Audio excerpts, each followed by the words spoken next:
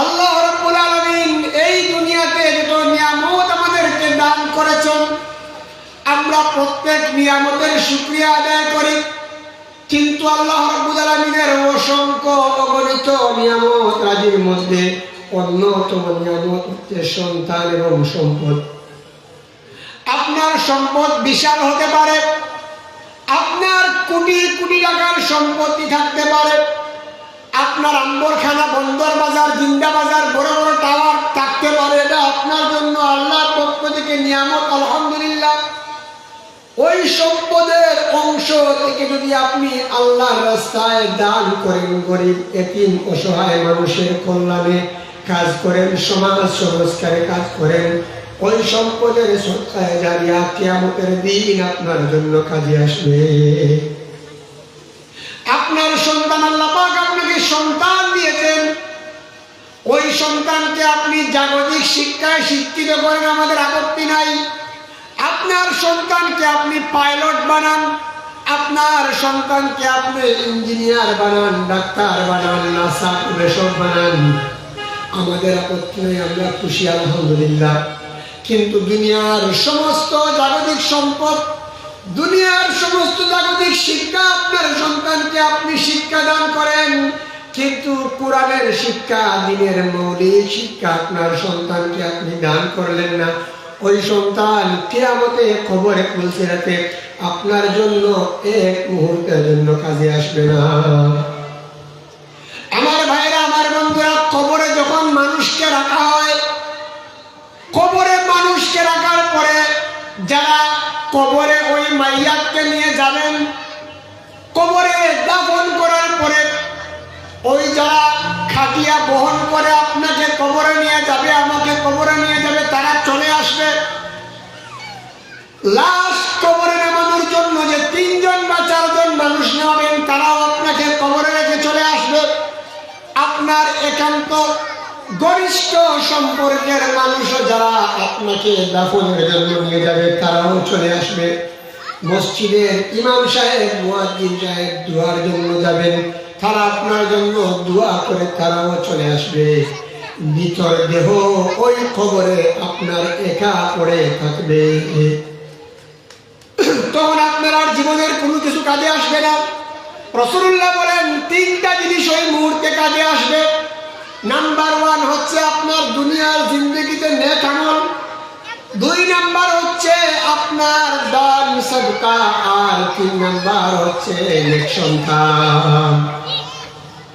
যে সন্তানকে আপনি দুনিয়ায় থাকার সময় কোরআন হাদিস পড়িয়ে গিয়েছেন, দ্বীনের মৌলিক শিক্ষা দিয়ে গিয়েছেন, যে সন্তান 5 বছর হওয়ার পরে মানারাতুস সুন্নাহ আপনার সন্তানকে এনে দিয়েছেন, ওই সন্তান যখন বুকে আমপারা নিয়ে, কায়দা নিয়ে, কোরআন নিয়ে, কিতাবাদি নিয়ে, সরফের কিতাব নিয়ে, জালালাইন জামাতের কিতাব নিয়ে যখন মাদ্রাসায় যাবে, আল্লাহর রহমতের ফেরেশতারা নূরের পর্দা ওই সন্তানের জন্য বিছিয়ে দিবে। ওই সন্তান যখন আলিম হবে, আলিমা হবে, আর আপনার মৃত্যুর পরে যখন ওই সন্তান যায় নামাজে বসে আল্লাহর দরবারে কেঁদে কেঁদে বলবে, রব্বির হামহুমা কামা রব্বায়ানি সগীরা, আল্লাহ আমার কলিজার টুকরা বাম্মার কবরটাকে জান্নাতের বাগান বানিয়ে দেন। অবশ্যই পিতামাতার জন্য সন্তানের দোয়া আল্লাহ ফিরিয়ে দিবেন না, কবুল করবেন। ওই যে সন্তানকে আপনি দ্বীনি শিক্ষা দিয়ে দিয়েছেন, ওই সন্তান মৃত্যুর পরে যখন আপনার জন্য দোয়া করবে, এটাই হবে আপনার জীবনের সফলতা। আপনার লক্ষ লক্ষ টাকা, আপনার অর্জিত সামান্য সম্পদ থেকে আপনি যখন আল্লাহর রাস্তায় দান করবেন, মসজিদে মাদ্রাসায় দান করবেন, সমাজ সংস্কারের কাজে আপনি আত্মনিয়োগ করবেন, এতিম অসহায় মানুষের সাহায্যে যখন আপনি এগিয়ে আসবেন, আপনি যখন মাইয়াত, যখন আপনার মৃত্যু হয়ে যাবে, কবরে যাওয়ার পরে ওই সম্পদ কবরে আপনার জন্য সদকায়ে জারিয়া হিসেবে কাজ করবে। যদি আপনার সন্তান আর সম্পদকে আল্লাহর এই 2টা অফুরন্ত নিয়ামত যদি আপনি আল্লাহর রাস্তায় কাজে না লাগান, সূরা শুআরার মধ্যে আল্লাহ পাক বলেন যে আয়াতখানা আমি আপনার মুকদ্দমায় পেশ করেছি, আলামিন বলেন, ইয়াউমা লা ইয়ানফাউ মালুন ওয়ালা বানুন, কিয়ামতের দিন ধন সম্পদ আর সন্তান সন্তানাদি তোমাদের জন্য কোনো কাজে আসবে না। যদি সন্তানকে আপনি আল্লাহর রাস্তায়, যদি আপনার সম্পদ আল্লাহর রাস্তায় লাগিয়ে যান, ওই সন্তান আর সম্পদ কেবল আল্লাহর রাস্তায় লাগিয়ে যাওয়ানো কাজে আসবে। যদি আপনি আল্লাহ রাস্তায় আপনার সন্তান সম্পদ কাজে না লাগান, আপনার ক্ষমতা আপনার পাওয়ার যদি আল্লাহর রাস্তায় ব্যয় না করেন, তাহলে আপনার আমার জন্য কিয়ামতের দুর্ভোগ ছাড়া কিচ্ছু হবে না। আল্লাহ রাব্বুল আলামিন সূরা হাক্কার মধ্যে বলেন, কিয়ামতের দিন এমন কিছু মানুষ আছে যারা আফসোস করবে আর বলবে, মাগনা আন্নি মালিয়া, ও আল্লাহ আফসোস, আজকে কিয়ামতের দিন আমার সম্পদ কোনো কাজে আসলো না।